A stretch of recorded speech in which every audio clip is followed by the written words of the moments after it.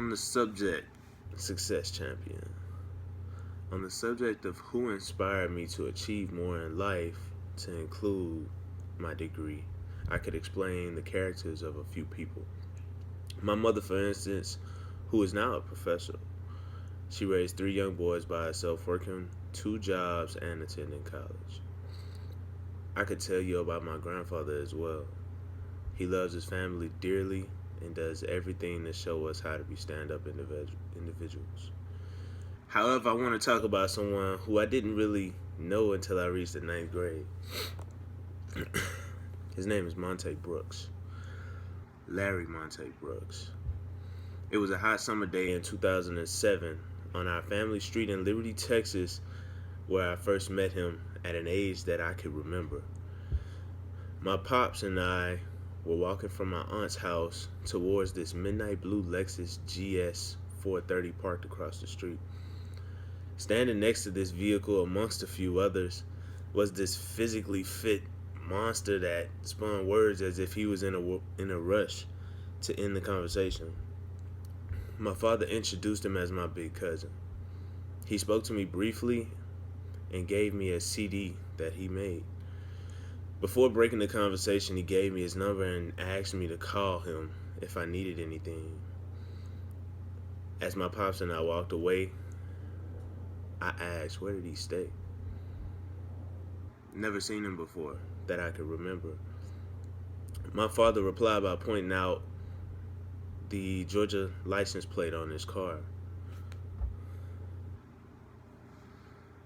I wanted to know more about Larry and why everyone was drawn to him. I would ask different family members an array of questions about him before the day was over.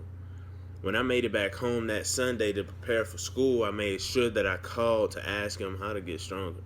Push-ups, sit-ups. The basic stuff is what he told me then.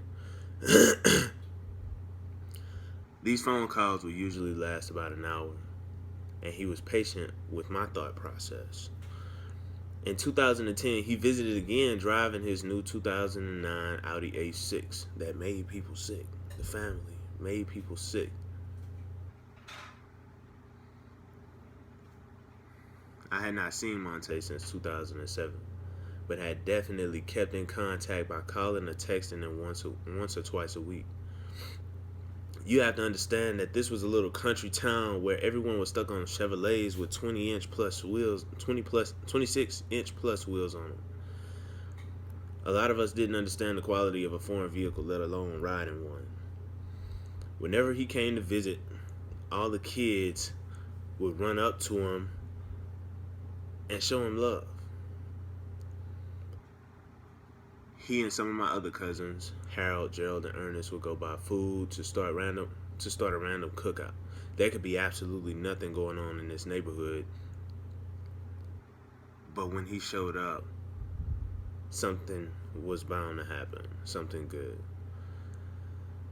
He always kept fresh clothes and a nice car. He preached the hustle and still does this present day.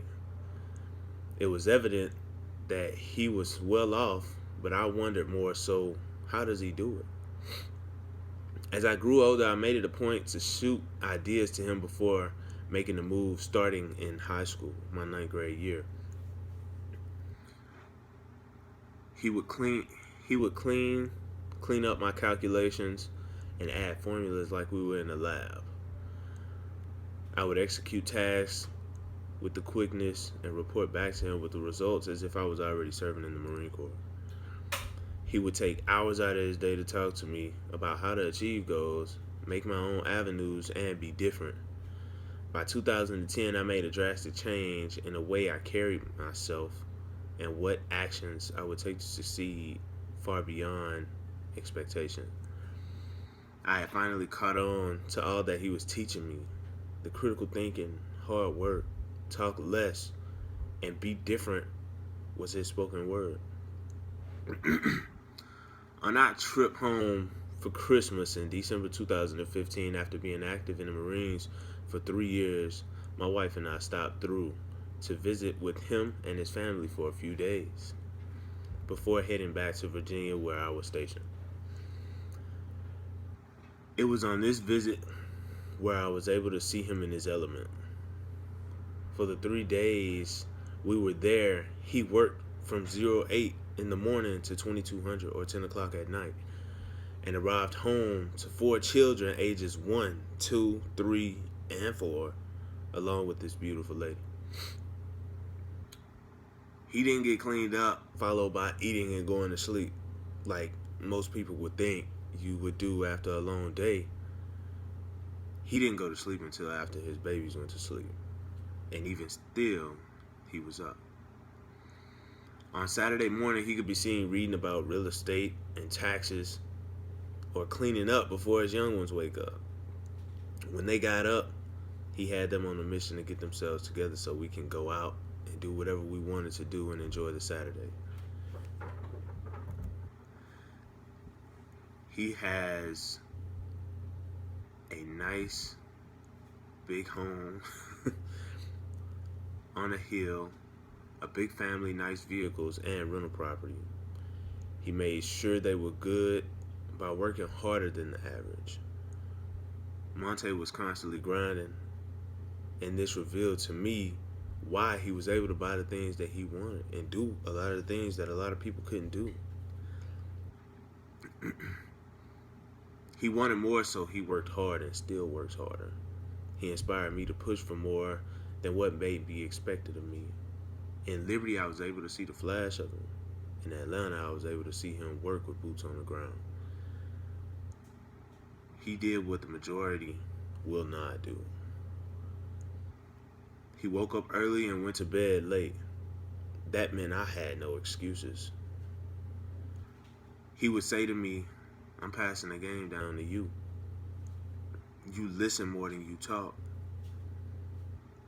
I may not be here to teach my children or the rest of the family what I taught you. It'll be up to you to make sure they get the message." That statement was embedded in my spirit, and it is one of the main reasons I'm motivational towards others today. My big cousin instilled in me motivation. My big cousin instilled motivation inside of me that developed in the drive. This means that no one can stop me if I don't stop for anything. If God isn't in it, then neither am I.